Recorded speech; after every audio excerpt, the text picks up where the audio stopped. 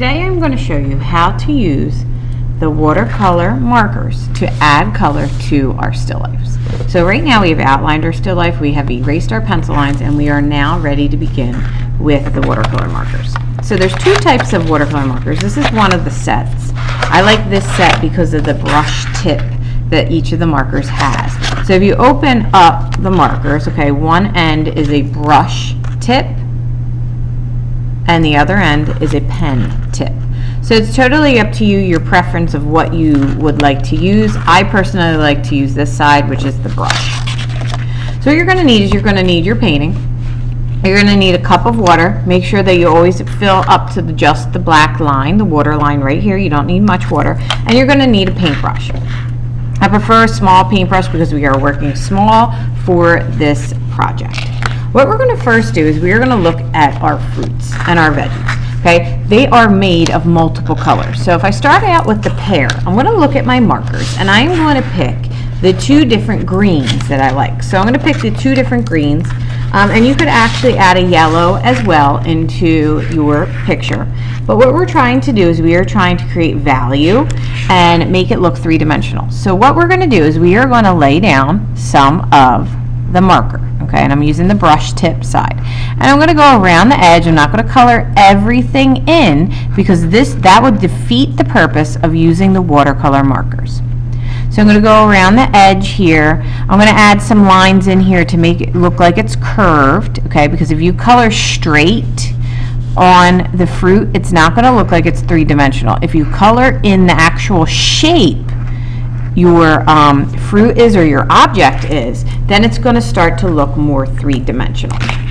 Now I'm going to go in with a lighter color up here, this lighter green. I'm going to add a little bit under here of the green. Notice that I'm not filling the entire space up because this is where we're going to leave it up to the watercolor markers, and that's why these are great.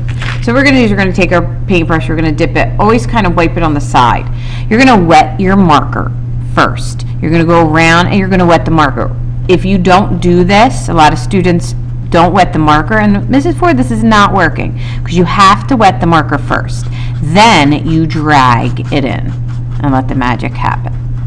So you drag it in from both sides, okay, and now you automatically see the different values of the different greens that you have just created. Then you can move on to something else. I wouldn't go here right to the apple. I wouldn't add color to the stem yet because this is still wet, so it needs a little bit of time to dry. Okay, so I could go over here to the orange, and when I go to the orange, I'm going to start to pick out, I'm going to pick a color, an orange color, and I'm going to pick a yellow. Because if I look at my orange, the orange is made up of different colors. So each of your fruits or vegetables, I want you to choose at least two colors to work with. I don't want you to color it solid, because then it's not going to look like it's realistic. It's not going to create value. All right, value is how light or dark a color is. So by adding different colors to it, it'll look like it's creating value. So I'm going to add a little bit of orange. And notice I'm coloring in towards the orange. I'm going to add a little yellow at the top here. And yes, you might be like, oh, that looks really weird how she's coloring it. But when we go to wet it with the watercolor markers, that's when the magic happens. Now, I just used the green, so really make sure your brush is rinsed in the water before you start to wet it. Remember, you wet the marker, and then you drag it in. Okay, like so. So now I'm dragging it in. It's getting a little lighter on the edges here. All right, you're going to let the marker. You don't want to mess around, and you don't want to press too hard onto the watercolor paper because then you'll get these little kind of like pills of paper that stick up, and then that's when it starts to rip. All right, so I'm going to show you one more area, and that is the grapes. Now, some of you have green grapes, so you could go with different colors of greens, but some of you have purple grapes, and you can totally do purple grapes. However, we don't have purple markers. Okay, so you are going to use the colors that make purple to create yours. So you're going to do blue and red. And all I'm going to do is I'm going to curve around the edge of these grapes. The very edge of the grapes. Okay, each one of them I'm going to add a little bit of the blue.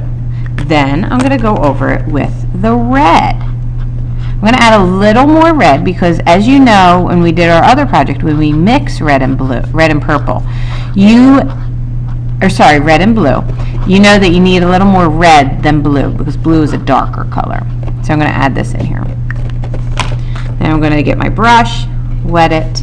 Okay, and for this, what you do is, I have a lot of water on here, I can tell. So what you do is you kind of mix it together right on the grapes, and they create a purple color for your grapes. So you can continue working on your grapes with the purple color. So I'm going to keep going with this, and notice I'm kind of swishing it around. Notice I did all of the grapes with one swoop of the brush. And now you have three-dimensional looking grapes. After you've done all of the fruit, then you're going to go to the bowl. Okay, the bowl, I want you to pick a contrasting color, so something that pops. Most of your fruit inside your bowl is not blue, or maybe not even purple. So those are colors where you could change it up and maybe go with a bright blue to create a little bit of contrast. I'm going to switch to drawing. So this one is dry. Okay, so this one is dry right here. They're very similar drawings, and I'm going to start to show you what happens with the blue. So what you're going to do is you're going to do the same kind of technique with the bowl, but I want you to be real careful about what colors you choose. I'm going to do the same thing. I'm going to go around the edge. I'm not going to do the whole thing. And I'm going to add blue to here. I'm going to add blue to the stripe. You know, I'm going to add blue to the lip of this bowl too. Right. And then maybe I'm going to do here and here with the dark blue. So let's get our water. Okay, make sure we wet the color. Drag it in. Wet the color. A little more water. Drag the color into here. Okay, like so. Then give it a few minutes, and then you can work on this part of the bowl, maybe with the darker color. And maybe what I do in here is I take a little bit of the dark and add it to the sides, so it creates a little bit of value on the sides of the bowl, and then I can drag that in and create the watercolors with that. So what you're going to do is you're going to continue until you have your entire bowl of fruit colored in using the watercolor markers. And then we're going to move on to the next step. One thing I forgot is the stems. Don't worry about actually using the watercolor markers for that. You can just color those in. So you can use the brush tip for this, and you can just color them in. There's two different browns, so you feel free to add different values with the two browns. But you don't have to worry about using the watercolor markers on this area because it is so tiny. So you can just color in the little teeny details with the browns that you see. All right, if you have any questions or concerns about how to do this step, just ask.